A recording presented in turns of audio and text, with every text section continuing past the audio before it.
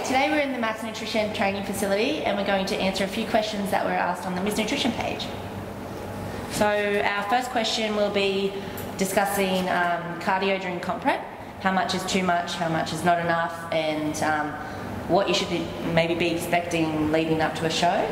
So I do hear a lot of horror stories where a lot of girls start with 7 days a week cardio, an hour a day, an hour at night. Luke, what's your perspective on this? Well, cardio, I mean, that's a how long is a piece of string kind of question, because cardio is just a tool for us, just like food, supplements, training, whatever. So cardio is just a tool for us to manipulate the calories in versus calories out equation. So it's just a means of burning calories. So depending on where you're at, how lean you are, how far you've got to go is going to depend on how much cardio. Everyone will be different, and everyone will be different every time. Depending on where their metabolism is at the time. I mean, we've had you having to do 2 45-minute sessions a day. You know. Yeah. Well, my first comp, I was doing a fair bit of cardio. Now we're doing the least cardio I've ever done during a comp, and it's awesome because I hate cardio. But what are we doing now? 30 or 40 minutes, 3 or 4 times a week? 4 days a week. Yeah, so not 4 weeks out, 3 weeks out. Yeah, so not a lot at all. It's nothing too drastic. It's really good. Makes it an easy prep. In saying that though, what would you say with girls who are doing a lot of cardio in their off season and doing it in their on season? And there's got to be a difference, doesn't there? Because if you're doing so much cardio, say you're doing an hour in your off season, then to get any change in your body, you're going to have to do 2 hours in your on season. Yeah, well, I'm not a big advocate of doing cardio in the off season at all, because we save it. We'll save it as a tool. I don't mind doing cardio. First thing in the morning, it's a nice way to set the day up and stuff. But if you're doing 7 days a week, an hour of cardio a day, and then you're going, and that's your off season, not a lot of room to go. So I prefer to end up doing an hour a day maximum than having to go to 2 hours a day to be able to manipulate that equation properly. So I'd probably, anyone that's sort of doing that much cardio and thinking about then going and doing a contest prep, start backing off, so then you've got the tool to play with when you need it. Okay, excellent. Cool. Alrighty, so another question we had in regards to prepping for a show is the amount of calories that we consume. Again, a lot of misconceptions on low calorie, high calorie, tapering down with food, or just adding in depletion days and stuff like that. I had a few questions about starting on really low calories, what it can do to your metabolism, if it's a good thing or if it's a bad thing.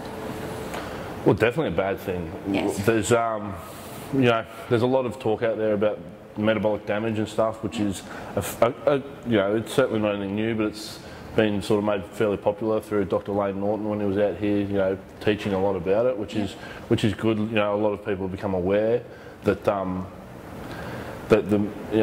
like I said, it's nothing new. The metabolism adapts to the amount of food that you're eating. So as we get leaner and as we start to bring our calories down, our metabolism slows to meet that calorie intake. The problem then comes when girls, especially, they're especially bad at doing this, is post show, binging and eating a ton of food, putting on a heap of weight really quickly. Blaming their coach. Then blaming their coach. But the metabolism straight after a show is very, very slow, because we've brought our energy consumption down very, very low, so our expenditures come down to meet that. So eating a whole heap of food when the metabolism's slow, you're going to put on body fat. Then the typical girl, after 2 weeks of doing that, freaks out, goes back to her 1,000 calorie a day diet or whatever, after putting on 5–10% body fat in a couple of weeks, and is unable to get that body weight back down by the time the next show comes around. And when that show comes around, she's already at an hour of cardio, eating 1,000 calories a day, 5 or 10% fatter than when she started the first time.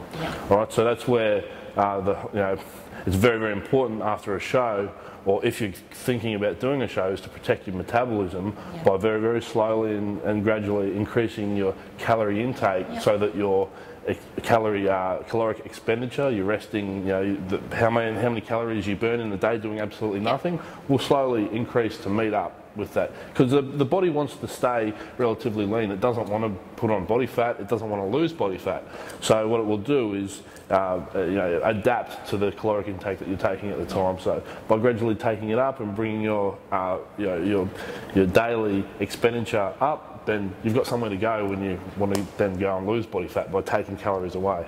Because you don't want to be taking calories away from a 1,200 calorie a day diet. Exactly. Yeah. I guess, yeah, so you're saying that if, I guess, anyone going into a show for the first time, or even coming into their second show or anything, I think it's really important for people to increase that food intake in their off season.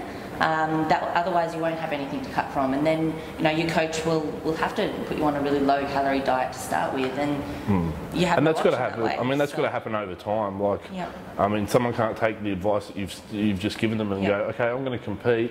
My prep's going to start in 2 weeks, so I'm going to go from 1,000 to 3,000, and then expect that they can. Yeah, too extreme. Exactly. So within reason. It's got to be. I recommend. You mentioned before, anything from a 500 calorie surplus is good enough. Yeah. So I recommend when trying to increase the metabolism that you take what you're doing average on a day, and then you add like 3 or 4 grams of fat, 5 to 10 grams of carbohydrate every week. Yeah. So it's only a very small amount of calories, but over sort of 3 to 6 months of doing that, you will increase your metabolism without actually putting on any body fat. And then as soon as you kick off the prep, we can go straight into a 2, 3, 4, 500 calorie deficit, and body fat will start coming off pretty rapidly. Excellent. Which helps explain too why at the moment I'm still, we haven't really tapered down my carbs or not at all. Really, we're adding in your high carb days and your low calorie days. But I guess we started on a lot of food, and the good thing leading to a show is and how you don't go insane, because it's just a myth, and if you're not eating enough then you're going to go insane. Yeah. But you have to have, in an ideal world, you want to be eating as much food as you can and getting leaner. So we're still on about 1,800 calories on a high calorie day, which is pretty high 3 weeks out. And we're just mixing things up, either mixing my carbs before a workout, after, or switching it out to before bed. So just making little adjustments like that helps trick the body as well. Yeah, so we're more taking advantage of nutrient timing rather than taking nutrients away. Yep. So. Yeah.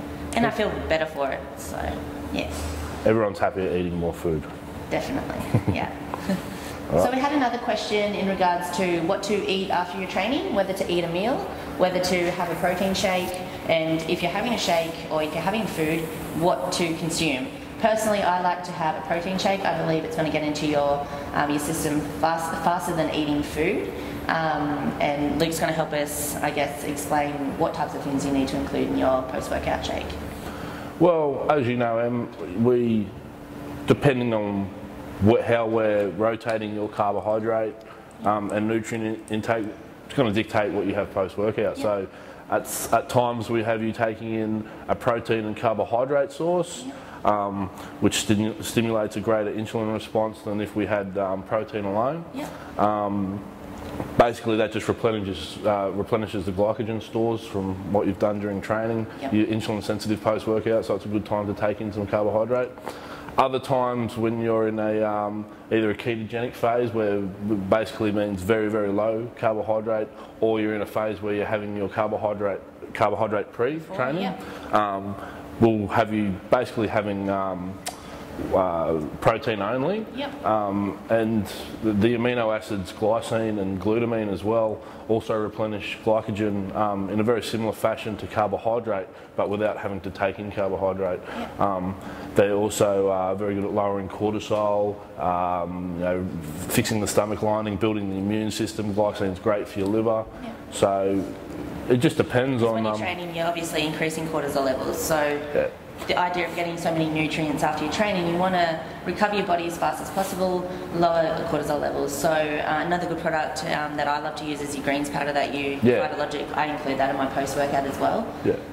But that's more for a comp perspective. What would you say, what would you recommend someone just with the basics who's just wanting to strip a little bit of body fat, get toned, what would you recommend putting in their shake? Well, the only important thing that people have to have post-workout is what? Protein. Exactly. So a good quality whey protein isolate. Our Amino Logic brand is great. Your sponsors probably have some great products as well. You've got your SciTech, your IsoGreat. It's a fairly new product at the moment too. You can go on massnutrition.com.au and get that one as well.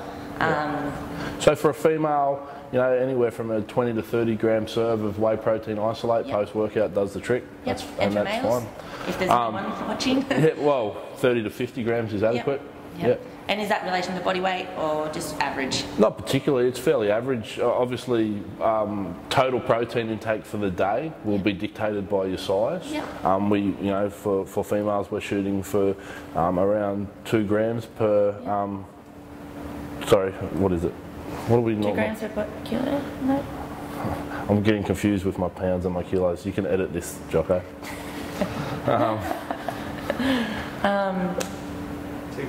2 grams per kilo. No, so yeah. So for a female, it's going to be anywhere from sort of 2 grams per kilo body weight. Males anywhere from 3 to 4 grams. So that's going to be total protein. But post workout, for a female 20 to 30, for a male 30 to 50 is certainly adequate. So just to give people an idea of how much maybe protein I'm consuming 3 weeks out from a show.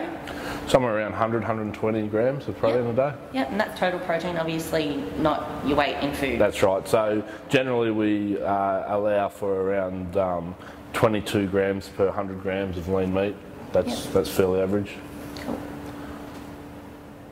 Cool. All right, another question we had was, how do you decide if you're comp ready?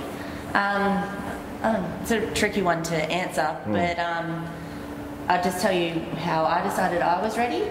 So I guess I'd always trained, and I'd always looked at girls and got an inspiration from other girls, and I just knew from looking at these girls and comparing my own body, I knew that I wasn't ready. I didn't look like these girls. I'd always compare myself to the pro athletes, and obviously I didn't look anything like them. So my partner as well is pretty honest with me. He'll tell me. It's really good to have someone there to tell you.